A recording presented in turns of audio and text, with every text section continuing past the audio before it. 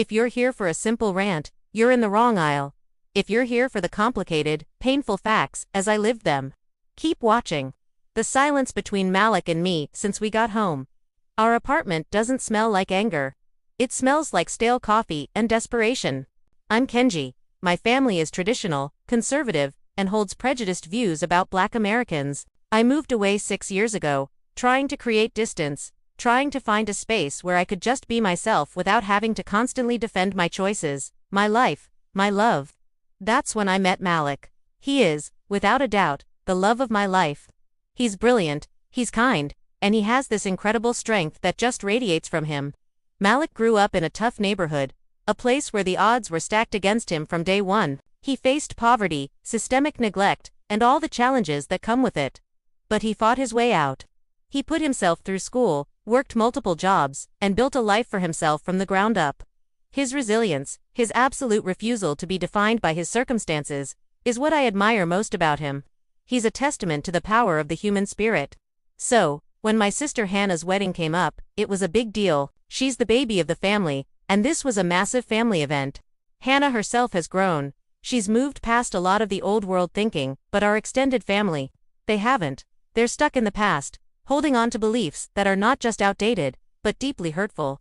I was terrified of bringing Malik into that environment. I knew what would happen. The looks, the whispers, the thinly veiled insults disguised as curiosity. Malik knew the risks. We talked about it for weeks. I told him he didn't have to go, that I would understand completely. But he insisted. He said, "You're my family now, Kenji, and I support my family." He wanted to be there for me, to stand by my side, no matter how uncomfortable it might be for him. That's just who he is. Loyal to a fault. We went. The ceremony was beautiful, and for a few hours, I almost let myself believe it would be okay. Maybe they'd changed. Maybe they'd see the man I love for who he is and not for the color of his skin or the stereotypes they carry in their heads. But that hope was short-lived. At the reception, just as I feared, my aunt and uncle made a beeline for us. They had these tight, polite smiles plastered on their faces, the kind that don't reach their eyes. The kind that signal an interrogation is coming. And it did. The questions started, dripping with condescension. "So, Malik, where are you from? And what do your parents do for a living?" It was a trap. I knew it. Every question was a loaded gun, designed to categorize him, to place him in a box they had already built in their minds. I saw the flash of exhaustion in Malik's eyes, the weariness of having to justify his existence over and over again. And in that split second, I panicked. I made a decision that I will regret for the rest of my life. Instead of letting Malik answer, I jumped in. My words tumbled out, a frantic, desperate stream of lies. "His parents are lawyers," I heard myself say. "He grew up on the Upper East Side.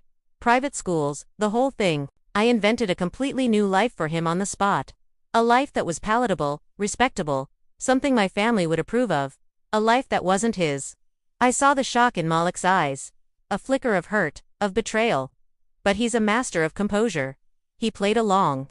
He nodded, smiled, and added a few details to my fiction, all to get us through that excruciating 5-minute conversation. My aunt and uncle, satisfied with this acceptable background, finally moved on, leaving a crater of silence between us. As soon as they were out of earshot, Malik turned to me.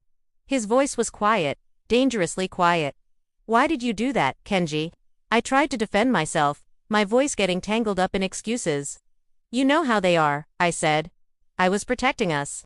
I was protecting you from their judgment, from their poison." He just looked at me, and the disappointment in his gaze was like a physical blow. He said, "It didn't feel like protection. It felt like you were ashamed. Ashamed of where I really come from. Ashamed of my parents. Ashamed of me." And he was right. My words hit me with the force of a tidal wave. I tried to explain that I was just trying to shield him, to create a buffer between him and their prejudice. But in trying to shield him, I had done something far worse. I had invalidated his entire journey. His struggle, his fight, his triumph over adversity had just told him, in front of my family, that it was something to be hidden, something to be ashamed of. I erased the very story that made me fall in love with him. My intention was to build a suit of armor for him, to deflect the barbs I knew were coming, but my action wasn't armor. It was a cage. I didn't protect him. I rejected the most authentic parts of him. In my cowardly attempt to appease my family, I prioritized their warped sense of comfort over his dignity, his truth, his very identity. What's worse, I asked him to perform a role. I asked him to play the part of a respectable man for people who didn't deserve his presence in the first place. People who, given the chance, would have dismissed him based on nothing more than their own bigotry. I made him complicit in my lie. I asked him to help me erase himself. The silence on the long drive home was deafening. It's a silence that has now seeped into the walls of our apartment. It's been 3 days, and we're orbiting each other like strangers. The air is thick with unspoken words, with the weight of my betrayal. I broke something between us. I don't know if it's trust, or respect, or maybe something even deeper. I look at him and I see the love of my life, but I also see the wound I inflicted. A wound born from my own fear and my own weakness. So, this is the question I'm left with, the moral judgment that I have to sit with now. When we lie to appease prejudice, are we really protecting our loved ones, or are we just asking them to collaborate in their own erasure for our comfort?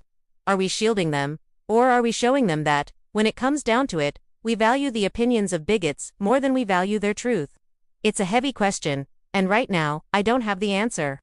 All I have is the silence, the stale coffee, and the overwhelming feeling that I may have lost the best thing in my life because I was too afraid to stand up for it. This dilemma cuts to the core of love and integrity. For the full breakdown, the verdict, and how we navigated this rift, head to our channel. Search for the Verdict Zone and join the conversation. Subscribe and hit the bell for deep dives into the conflicts that define us.